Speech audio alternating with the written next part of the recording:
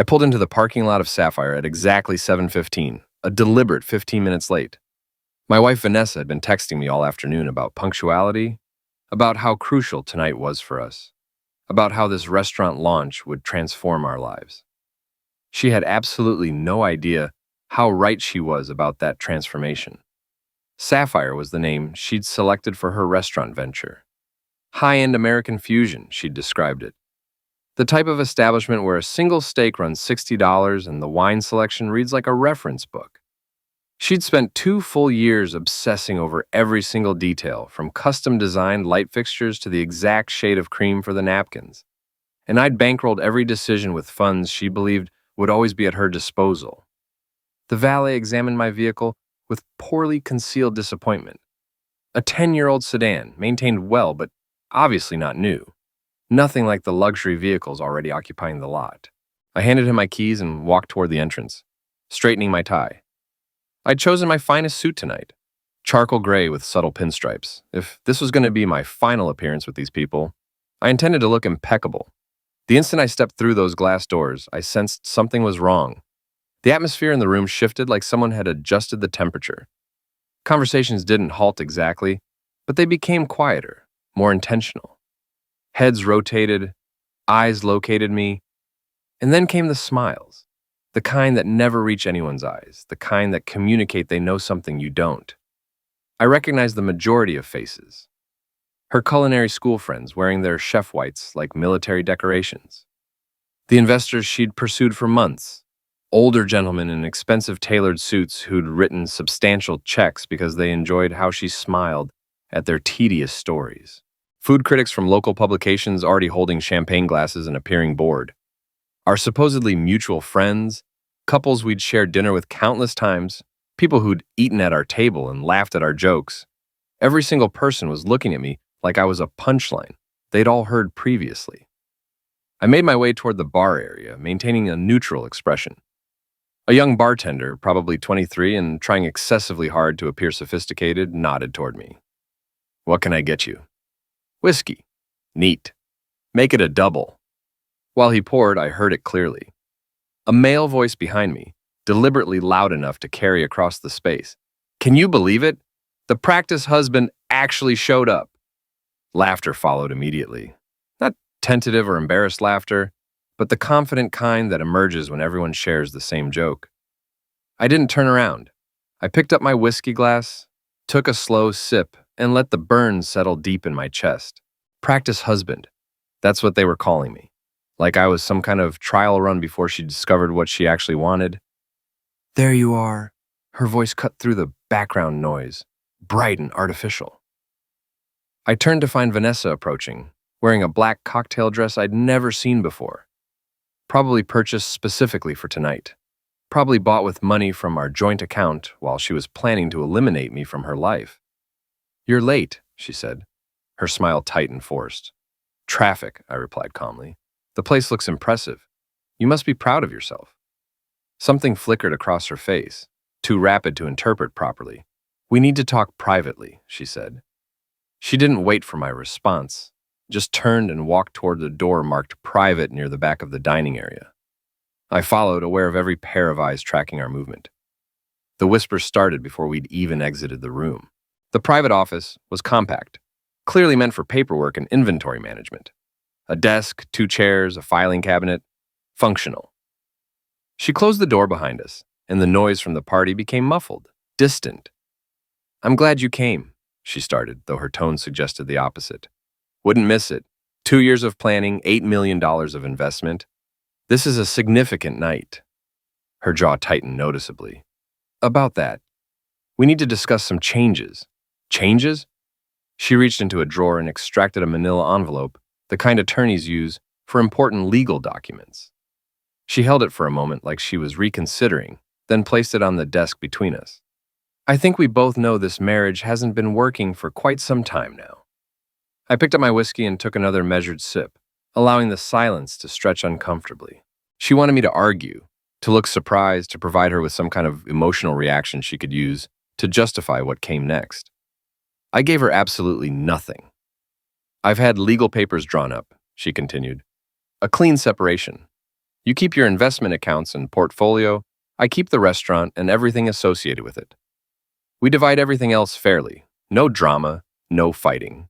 Just two adults acknowledging that sometimes relationships don't work out. I set my glass down with deliberate care. You're divorcing me at your restaurant's opening night. I'm celebrating new beginnings, she corrected. The first official event at Sapphire is me taking complete control of my life.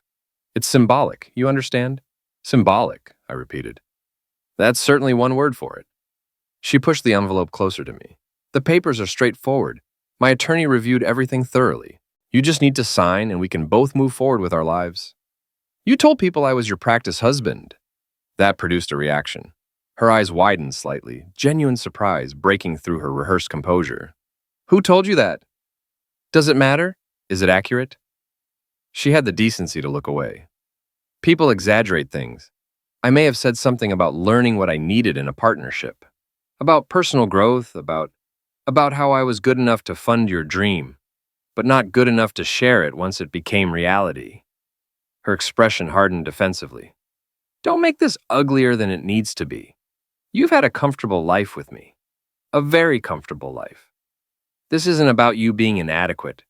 It's about me needing something different now. Something more. I opened the envelope and extracted the papers. Standard dissolution agreement, exactly as she'd described. Fair division of assets. No alimony requests, because we both maintained our own incomes. Clean break. On paper, it appeared entirely reasonable. She'd probably shown it to her friends, her family, her attorney, and they'd all agreed she was being more than fair. What none of them understood was that every dollar in Sapphire's accounts, every piece of commercial kitchen equipment, every custom light fixture in that dining room, all of it was legally structured as a loan, not a gift. Secured debt with very specific terms that her excitement and ambition had made her overlook when she'd signed the paperwork 18 months ago. I pulled a pen from my jacket pocket. You're absolutely certain this is what you want? Completely certain? Yes, completely sure. I signed every page without reading them. Quick, efficient strokes that made her visibly relax. She'd expected a fight. She'd prepared counter-arguments, probably had responses ready for every objection I might raise. My immediate cooperation clearly threw her off balance. That's it then, I said, sliding the papers back across the desk. Congratulations on your new beginning. She picked up the papers, checking each signature like she couldn't quite believe I'd made it this easy for her. Thank you for being mature about this. I know it's not easy, but you'll see this is better for both of us in the long run. I'm sure it is, I agreed, finishing my whiskey. Should I stay for the party, or would you prefer I leave now? I think it's better if you go. Less awkward for everyone involved. Of course. Wouldn't want to make your guests uncomfortable. I stood up, straightening my jacket carefully. One question before I leave. What? Does he know you're divorcing me tonight? Your chef, Dominic? Does he know he's the reason you're celebrating new beginnings? Her face went completely white. I don't know what you're talking about. Sure you don't. Enjoy your evening, Vanessa. I walked out of that office with my head held high and my phone already in my hand. Behind me, I could hear her following, probably trying to figure out how much I actually knew, how long I'd known it. In the main dining room, conversation stopped again as I passed through. The practice husband was leaving right on schedule. I handed my valet ticket to the young man outside and waited for my car. Looking back at Sapphire through the glass walls, I could see Vanessa surrounded by people congratulating her, toasting her success, celebrating her courage. Not a single one of them had any idea what was about to happen over the next few hours. My phone showed 3 contacts already queued up and ready to call. Lawrence, my attorney, Kenneth, my accountant, and Vincent, the private investigator who'd spent 6 months documenting every text message, every weekend trip, every lie my wife had told while building her dream on my money. The valet brought my car around. I tipped him $20 and got behind the wheel. Before I pulled out of that parking lot, I made the first call. Lawrence, it's me. Execute the withdrawal. All of it. Every account, every scheduled payment. Everything we discussed last week. I want Sapphire's accounts completely empty by midnight. Are you certain about this? Lawrence asked, though his tone suggested he already knew the answer. Completely certain. She signed the divorce papers. Time to show her what practice actually means. I disconnected and started driving. By the time I reached the first stoplight, my phone was already buzzing with incoming calls. I smiled and turned the volume off completely.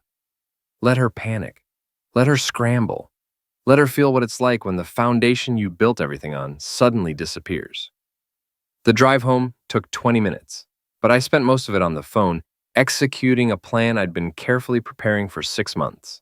By the time I pulled into my building's garage, 3 critical pieces were already in motion. Kenneth confirmed the withdrawal from Sapphire's operating accounts would complete by 11:45 tonight. Every automatic payment scheduled for the next 30 days was being canceled. Payroll, vendors, utility companies, insurance premiums, everything. The restaurant would wake up tomorrow morning technically solvent on paper, but functionally paralyzed. Lawrence was filing an emergency motion to freeze our joint accounts pending the divorce proceedings, citing legitimate concerns about asset dissipation. He'd also sent a formal legal notice to Sapphire's landlord regarding lease obligations and my position as the primary guarantor. That lease was in my name because her credit hadn't been strong enough to secure the commercial space alone. Details she'd conveniently forgotten. Vincent was already compiling the evidence packets. Photographs, text messages, credit card receipts from hotels I'd never stayed in. 6 months of thorough documentation showing exactly what kind of new beginnings my wife had been planning and who she'd been planning them with. I parked in my assigned spot and took the elevator to the 8th floor. My building wasn't luxury, but it was respectable. Clean hallways, functioning elevators, neighbors who minded their own business. The kind of place where successful people live without needing to prove anything to anyone. Inside my apartment, I poured another whiskey and settled into the leather chair by the window. The city stretched out below, lights flickering in the darkness. Somewhere out there, Vanessa was probably still accepting congratulations, still basking in the attention, still thinking she'd pulled off the perfect exit strategy. My phone sat on the side table, screen lighting up every few seconds with incoming calls and messages. I picked it up and scrolled through the notifications. 43 missed calls in the last hour. 17 from her, the rest from numbers I didn't recognize. Probably her business partner, her chef, maybe some of the investors who were starting to ask uncomfortable questions. The messages told their own story clearly. First one came at 9:37. Why aren't you answering? We need to talk about something with the accounts. 9:51. This isn't funny. Call me back right now. 10:04. What did you do? The bank is saying there's a hold on everything. 10:19. You can't do this. There are people depending on this business. Please just talk to me. We can figure this out. I set the phone back down without responding to any of them. Let her spiral. Let her run through every emotion, from confusion to anger to desperation. She'd put me through worse over the past 18 months. The affair started on a Tuesday. I know this because that was the first night she came home at 1 in the morning with an excuse about vendor meetings running late. Vendor meetings at midnight. I nodded, kissed her forehead, and filed that information away for later use. His name was Dominic, 29 years old, culinary school graduate with a prestigious nomination and an ego that barely fit through doorways. She'd hired him 8 months into planning Sapphire, brought him on as executive chef with a salary that made my accountant choke. She justified it by saying talent costs money, and if we wanted the restaurant to succeed, we needed the absolute best. What she hadn't justified was the weekend trips to test kitchens in wine country, or the Tuesday and Thursday late nights that became a predictable weekly pattern, or the new lingerie purchased from expensive boutiques downtown that I never saw her wear at home. I'm not stupid. I built a portfolio worth $43 million by the time I was 38 years old by paying attention to patterns and trusting my instincts when numbers didn't add up properly. When your wife starts treating you like a business transaction instead of a partner, you notice. So I hired Vincent, former FBI, now running a private investigation firm that specialized in corporate intelligence and, when necessary, personal matters. I told him I needed confirmation before I made any major decisions. He delivered comprehensive results within 3 weeks. The photographs were thorough and damning. My wife and Dominic entering a hotel in the business district, leaving 6 hours later, kissing in the parking lot of a wine distributor, his hands in places that had nothing to do with professional relationships. Text messages discussing our future together and how much longer do we have to wait, and I can't keep pretending with him. Vincent had apologized when he showed me the file. I'm sorry, man, this is never easy to see. I thanked him professionally and asked him to keep digging because if she was planning to leave, I needed to know exactly how she intended to do it, and more importantly, what she thought she was taking with her. That's when I discovered the divorce papers she'd already had drafted, filed at her attorney's office 2 full months before tonight. Standard dissolution, fair division of assets, no alimony. She'd been planning this for quite a while, waiting for the right moment, the right venue, the right audience to make her grand statement. She thought she was so clever. Divorce me at the restaurant launch. Frame it as empowerment, as taking control of her narrative. Make me look like the comfortable husband who got left behind while she evolved into something greater. Get sympathy, admiration, and freedom all in one perfectly orchestrated evening. What she didn't account for was that I'd seen it coming months ago and had built my own contingencies. Every dollar I'd invested in Sapphire was legally structured as secured debt, not gifts or marital assets. The loan agreements, signed 18 months ago, when she was too excited about her dream to read the fine print, included provisions for immediate recall if the borrower engaged in fraud, misrepresentation, or activities that compromised the lender's interests. Infidelity, particularly when it involved using borrowed funds to finance personal relationships, definitely qualified. The lease on the restaurant space was in my name because her credit score was 642. The equipment purchased through vendor financing listed me as the primary obligor. The business licenses, the insurance policies, the trademark registration for Sapphire, all of it had my name attached, because banks and vendors don't trust 28-year-olds with big dreams and no collateral. She'd built her entire empire on my foundation, and now I was systematically pulling every brick out from under her. My phone buzzed again. This time it was a call from a number I recognized, her father. I let it go to voicemail. Whatever he had to say could wait until he fully understood what his daughter had done. At 11:15, Lawrence sent a text. Motion filed, joint accounts frozen pending hearing. Her attorney has been notified. At 11:42, Kenneth confirmed. Withdrawal complete. Operating accounts emptied. All automatic payments canceled as requested. At 11:57, Vincent sent his message. Evidence packets delivered. Her parents, her business partner, and 3 primary investors now have full documentation of the affair and the timeline showing she planned this divorce while actively soliciting your investment. I finished my whiskey and poured another generous measure. Outside, the city continued its late-night rhythm, oblivious to the small drama playing out in one man's apartment. But for Vanessa, for Dominic, for everyone who'd laughed tonight about the practice husband, their world was about to flip completely upside down. Because here's what she'd forgotten in her rush to move on to new beginnings. I wasn't just the comfortable husband she could discard. I was the investor who held all the cards, the guarantor who controlled the infrastructure, the strategist who'd been 3 steps ahead the entire time she'd been planning her exit. She'd called me practice like I was a rough draft of the life she actually wanted. But practice implies you learn something, implies you improve, implies you don't make the same mistakes twice. She was about to learn that the biggest mistake isn't choosing the wrong person, it's underestimating the right one. The pounding on my door started at 11:43, aggressive, desperate knocking that says someone's world is falling apart and they need answers immediately. I checked the security camera feed on my phone. Vanessa stood in the hallway, still in that black cocktail dress, makeup smeared, hair falling out of whatever styled arrangement she'd had earlier. She looked like someone who'd just watched their entire life implode in the span of 3 hours. I took my time walking to the door. Let her knock. Let her feel what it's like to need something from someone who doesn't owe you anything anymore.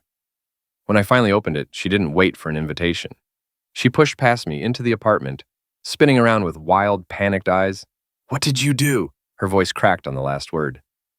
"The accounts are empty. Every single account. $8 million just gone." I closed the door and leaned against it, crossing my arms. Gone is inaccurate.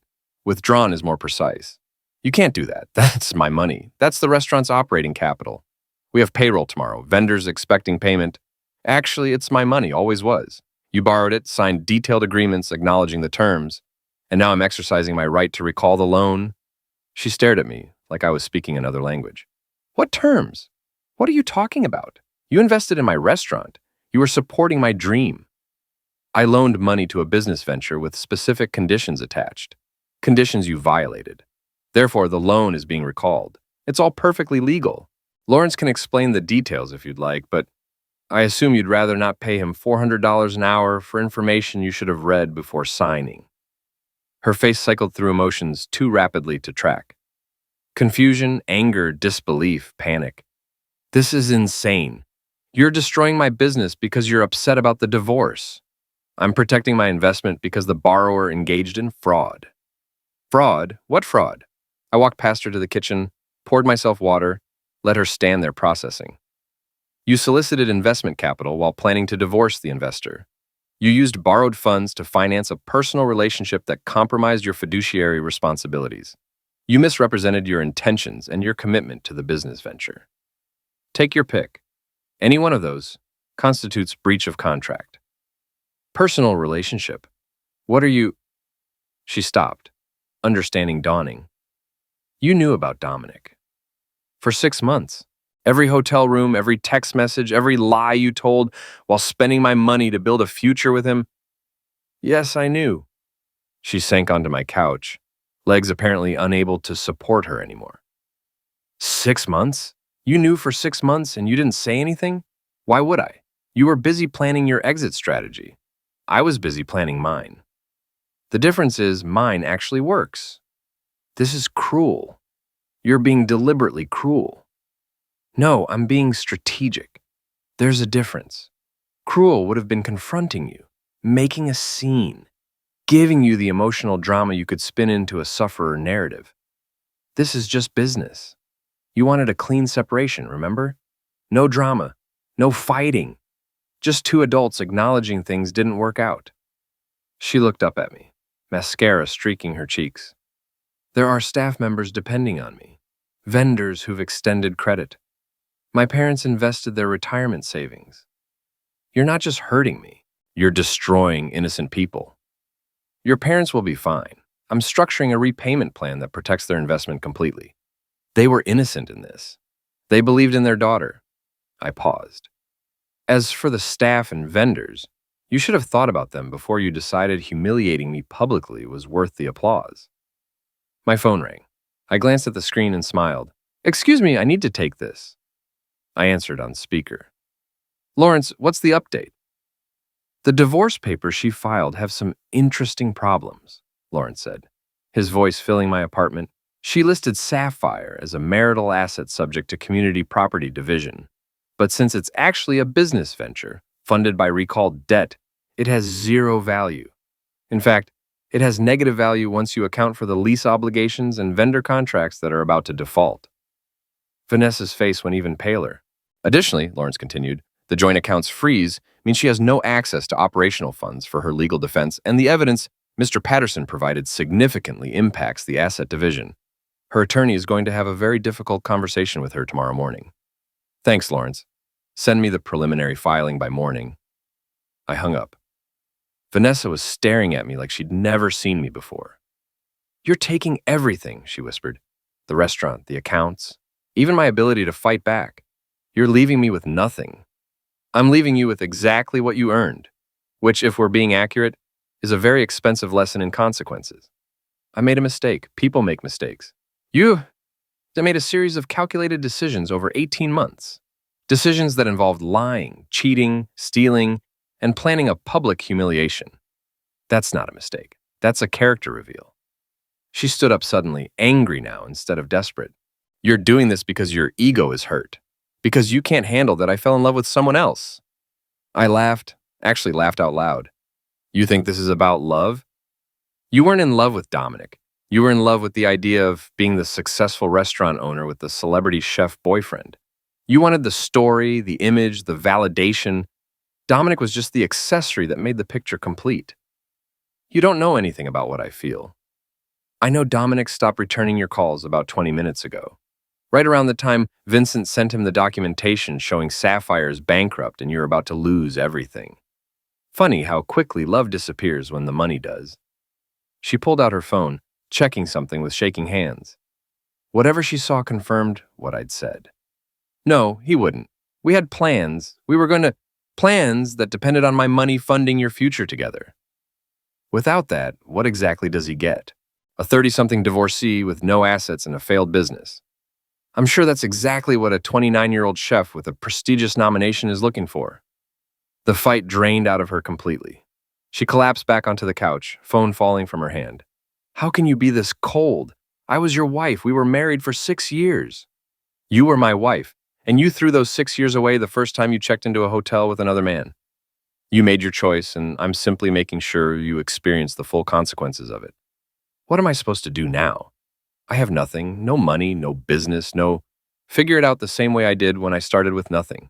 Build something, earn something, create something that isn't dependent on using people who care about you. I walked to the door and opened it. But do it somewhere else. We're done here. She stood slowly, like moving physically hurt. At the door, she stopped and looked back at me. I never wanted to hurt you. You wanted to humiliate me at your victory party. You wanted everyone to watch you discard the practice husband while you moved on to bigger and better things. You wanted the applause more than you cared about the damage. I held her gaze. Well, congratulations. You got everyone's attention. Now they get to watch what happens next. She left without another word. I watched through the security camera as she walked down the hallway, shoulders shaking, the picture of devastation in a cocktail dress. I closed the door and returned to my chair by the window. My phone showed 134 missed calls now, messages from people I hadn't spoken to in years, suddenly very concerned about my well-being. Funny how public spectacle brings out everyone's opinions. Tomorrow morning, Sapphire would fail to open. Staff would arrive to lock doors and bounced paychecks.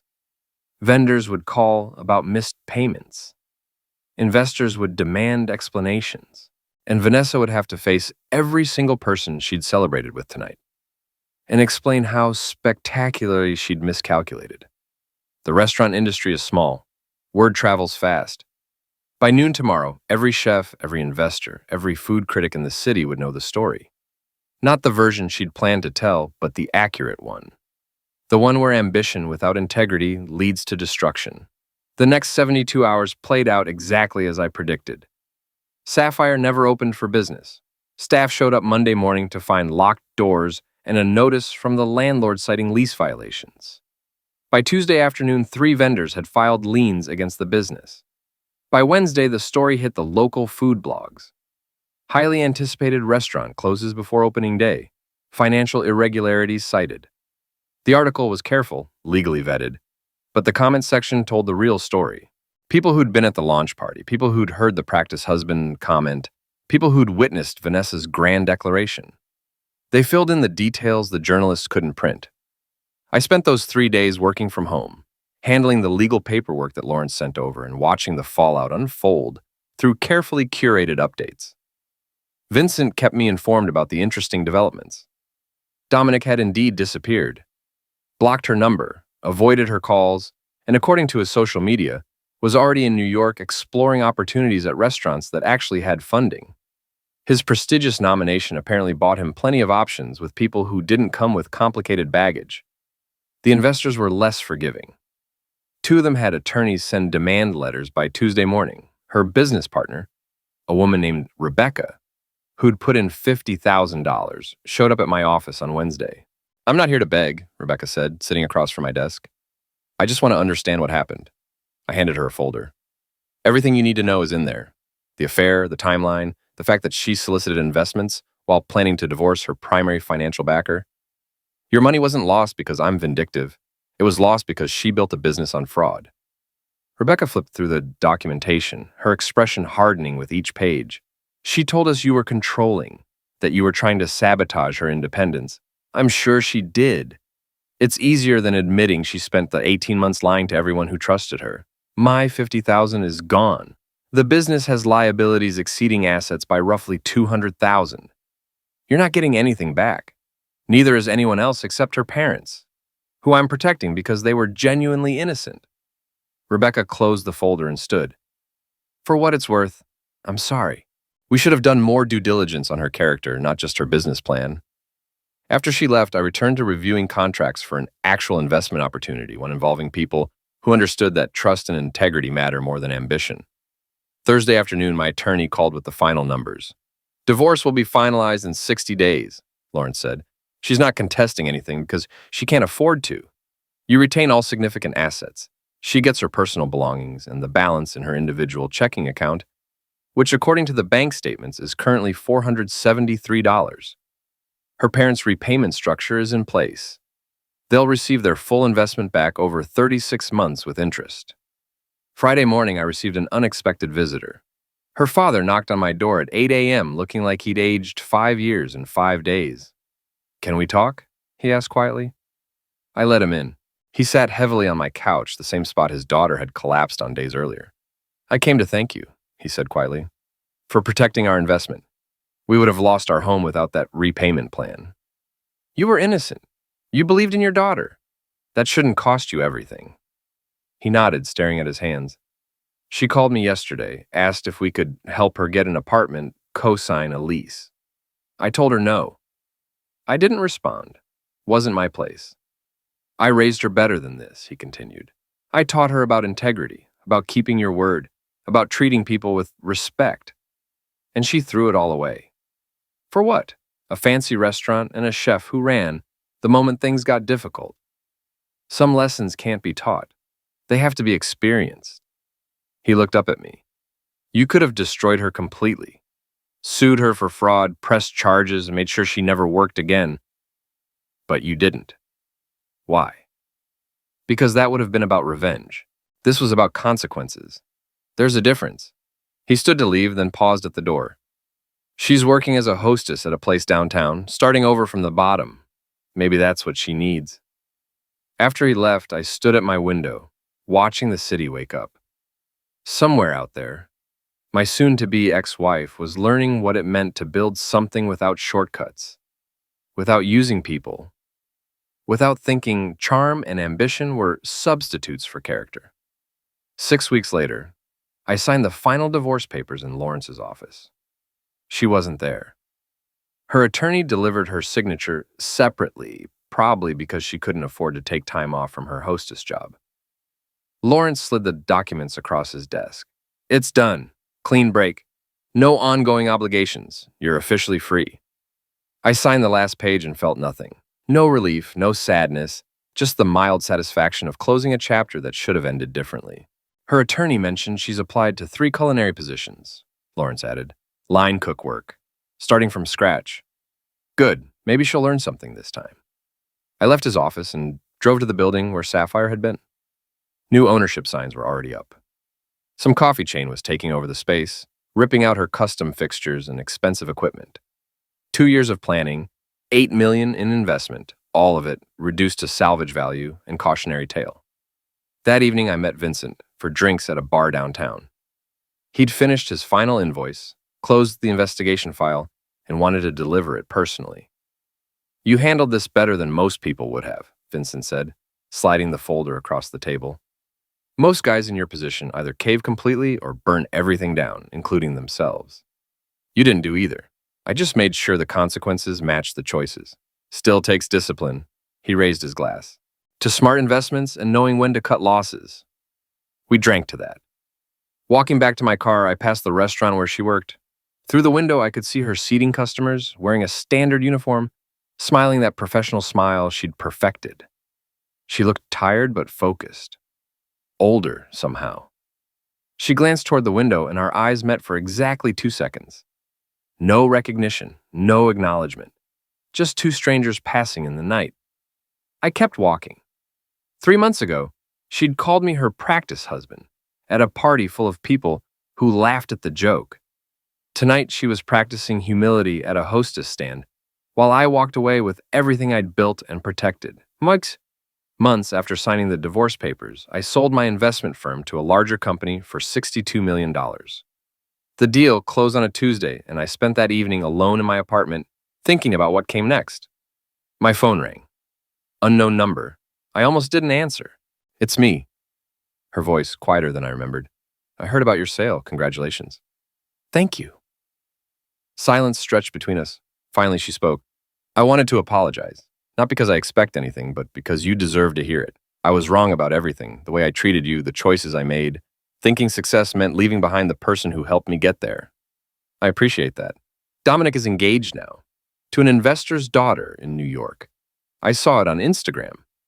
She laughed, but it sounded hollow. Turns out you were right about everything.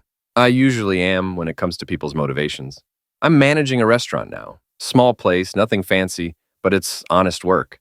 And I'm building something without cutting corners or using people. It'll take years to get where I wanted to be. But maybe that's the point. Maybe it is. Do you ever think about what we could have been if I hadn't destroyed it? I looked out at the city lights, considering the question. Honestly, no. Because the person I thought you were wouldn't have destroyed it.